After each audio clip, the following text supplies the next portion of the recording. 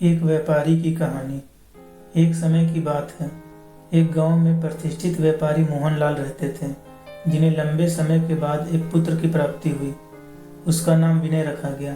विनय घर में सभी का दुलारा था। लंबे समय के बाद संतान का सुख मिलने पर घर के प्रत्येक व्यक्ति के मन में विनय के प्रति विशेष प्यार था, जिसने विनय को बहुत बिगाड़ दिया था। विनय की मांग से पहले ही उसकी सभी इच्छाएं पूरी कर दी जाती थी। शायद इसी के कारण विनय को ना सुनने की आदत नहीं थी। विनय ने जीवन में कभी अभाव नहीं देखा था, इसलिए उसे मेहनत करने की भी आदत नहीं थी। और वहीं मोहन बाबू ने कड़ी मेहनत से अपना व्यापार बनाया था। ढलती उम्र के साथ उन्हें अपने कारोबार के प्रति चिंता होने लगी। उन्हें आभास हो चुका था कि उनके लाड प्यार ने विनय को बिगाड़ा है। गहन चिंतन के बाद उन्होंने निश्चय किया कि वो विनय को मेहनत का महत्व स्वयं सिखाएंगे, चाहे उसके लिए उन्हें कठोर ही क्यों न बनना पड़े। मोहन बाबू ने विनय को अपने पास बुलाया और बहुत ही तीखे स्वर में उससे बात की।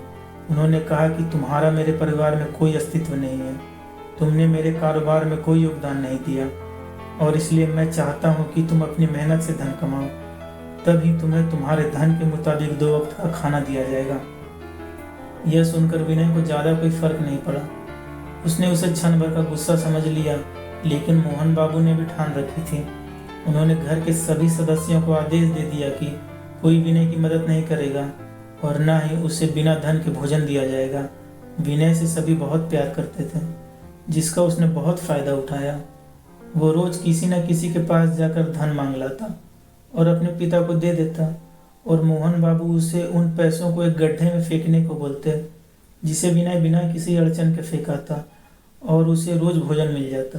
ऐसा कई दिनों तक चलता रहा, लेकिन अब घर के लोगों को रोज रोज धन देना भारी पड़ने लगा। सभी उससे अपनी कन्नी काटने लगे, जिस कारण विनय को मिलने वाला धन कम होने लगा और धन के हिसाब से उसका भोजन भी कम होने लगा। एक दिन विनय को किसी ने धन नहीं दिया और उसे अपनी भूख को शांत करने के लिए गांव में जाकर कार्य करना पड़ा।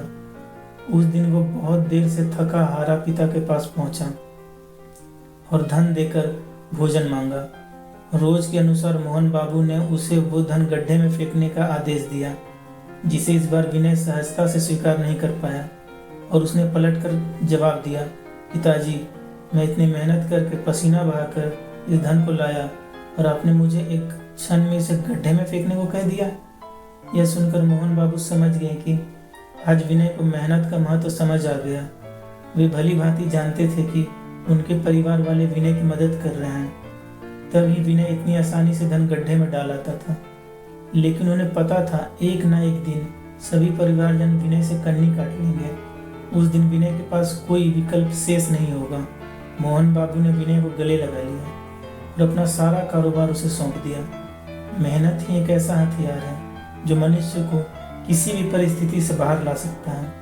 मोहन बाबू के पास इतना धन तो था कि विनय और उनकी आने वाली पीढ़ी बिना किसी मेहनत के जीवन आसानी से निकाल लेते। लेकिन अगर आज वे अपने पुत्र को मेहनत का महत्व नहीं बताते, तो एक न एक दिन उनकी आने वाली पीढ़ी उन्हें कोसती। शिक्षा, जो संतान मेहनत के महत्व को नहीं जानते, उनके माता पिता का फर्ज है कि वे अपने बच्चों को जीवन की वास्तविकता से अवगत कराएं। लक्ष्मी उसी घर में आती है जहां उसका सम्मान होता है। अगर ये कहानी आपको पसंद आई तो वीडियो को लाइक करें और चैनल को सब्सक्राइब करें। वीडियो देखने के लिए धन्यवाद।